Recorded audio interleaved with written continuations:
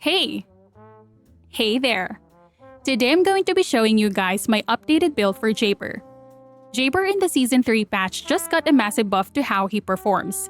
If you remember in my previous Jayber build, I mentioned that if the devs could just listen, he will become a very viable Descendant if they improve his casting animations.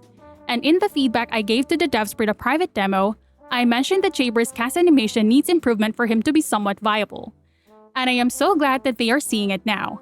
Jayber's buffs improve quality of life by a lot, which basically just improved his cast animation.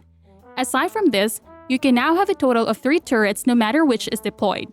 Each will also have 3 stacks, and with the cast animation improvement, recasting his first ability feels a lot smoother now. On top of this, the turrets now deals burst damage whenever they are replaced. The devs increased the damage for both single and turret mode shots, as well as allowing for the healing drones to heal and give damage reduction to Jayber's first ability. They also added a 25% bonus to movement speed to Jayber's 4th ability. Now before we move to the build, I will be showing you guys some relevant tips that is not shown in the tooltip. First is that the single damage instance from Jayber's turret is only roughly 20 meters. Using range mods will increase it to roughly 24 meters. This includes the target range for his 4th skill explosions. This is not mentioned in the tooltip, and this was corroborated by Hunt. This is why you see damage instances from his first ability outside the damage zone. You also have to know, and this is quite important, that the placement of the first ability somewhat works like a printer. The first ability's damage relies on the buffs and equipment you had before placing the turrets. Switching equipment and losing buffs will not affect the previously placed first ability. This was used a lot when Jayber only had 1 turret, but since he now has 3 stacks of it, it probably wouldn't matter now. For the build, there is absolutely no reason for you to not build into Dimension right now. Building into Singular for Purge code before worked, but the buffs to his first ability damage with the 300 milliseconds damage interval plus turret mode times 3 just roughly tripled his overall damage. For mobbing, we are going to be using multi-talented. Going power boost ratio is extremely valuable here because we are using Peacemaker's non-attribute bonus and Enlightened Mage. Stacking Enlightened Mage's buffs is a lot easier now because you have 3 stacks of your turrets. This also helps with the uptime. Making up our cooldown will be through our reactor and multi-talented. For the mob and transcended module, it is entirely up to you. Using Purge code will leave a lightning AoE that is going to be another damage instance DOT after a huge burst damage. This can exist with the turrets. So technically, you are able to have 3 turrets and about 9 ground electric AoE if you increase its duration, which can be extremely good for mobbing. The only limitation is your mana capacity. But the base 4th ability deals higher damage burst damage than using Purge code. Extremely good against bosses and tougher enemies. If you plan to use the base 4th ability damage, use turret engineering for a secondary way to activate turret mode and increase duration without switching to Jayber's unique ability. Switching to his unique weapon will remove Peacemaker's buffs, which can reduce your succeeding turret's damage because your playstyle is to be placing and replacing your first ability, including when you use Purge as you proceed to the next objectives. In the end, just cater to the content and to your playstyle. Personally, I like the Purge code for more damage instances and area coverage. For the arcade tuning, this right here will deal more damage than taking the gold power boost, and for the inversion, you have 1 free slot for focused rounds or some effective hit point buffs. Do not use defense neutralization unless you're supporting other Descendants does not non-attribute, because using it for yourself does nothing. Defense neutralization does not shred non-attribute resist, and it is not the same as the defense you see here. For Storm Hanger, it's your typical max damage build, but we will be going with 2 HP modules. The reason why is because we will be using our first ability for damage, and we want the turrets to survive Storm Hanger's attacks. The reason why we have range here is, as mentioned earlier, it increases the attack range of the first ability.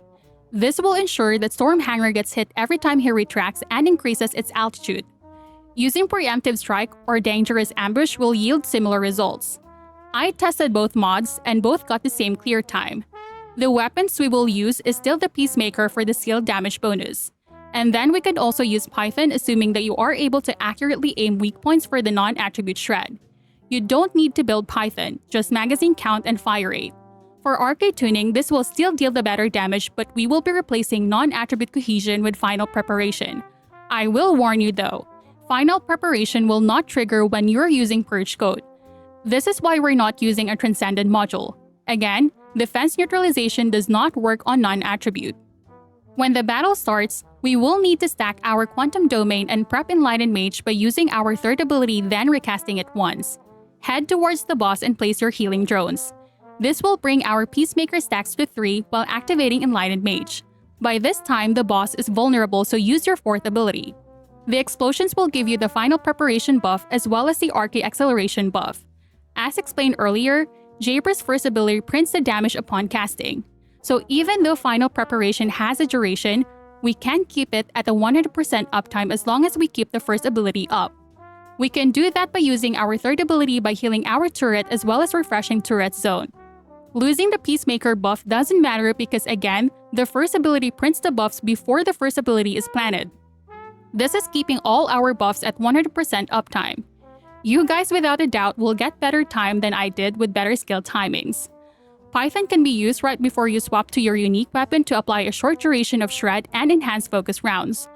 Going full Python is not going to help you much because you need to refresh turret zone as well as heal them. The only times you will be using Python is at the start and when the boss is at 25% HP. Jayber actually feels a lot better than what he was a few days ago. And if the devs continue to improve his cast animations, maybe increase the range, he might soon become even more viable.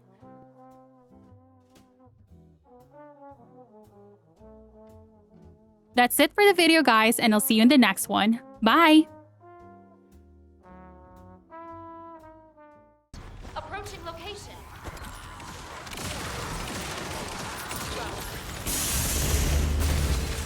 Summoning turret.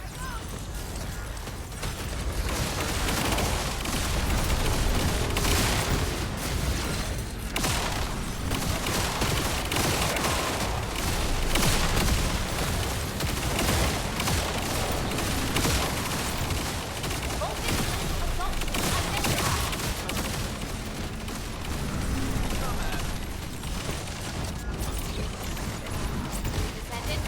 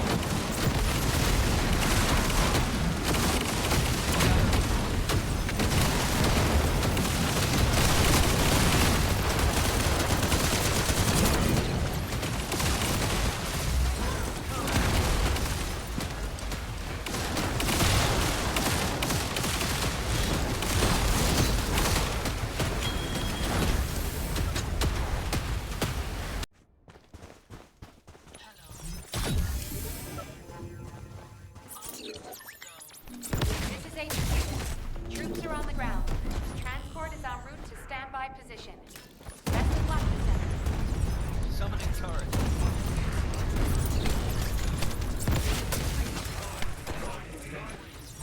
Turret engaged.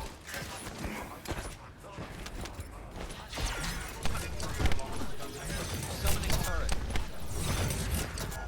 Take this.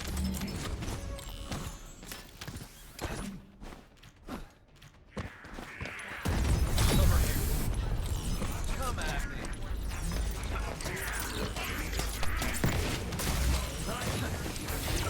Operating assault. Summoning turret.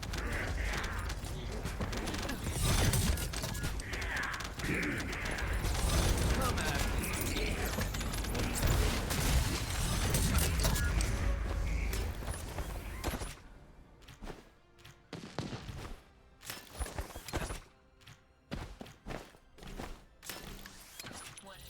Medical turret activated.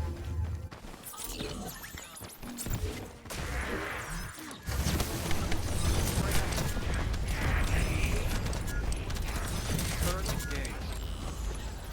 Wide-range shaping charge drop complete. Begin the void energy purification operation. Descendant. Prime the detonator with your arcade. Then activate the remote detonation device. Summoning turret.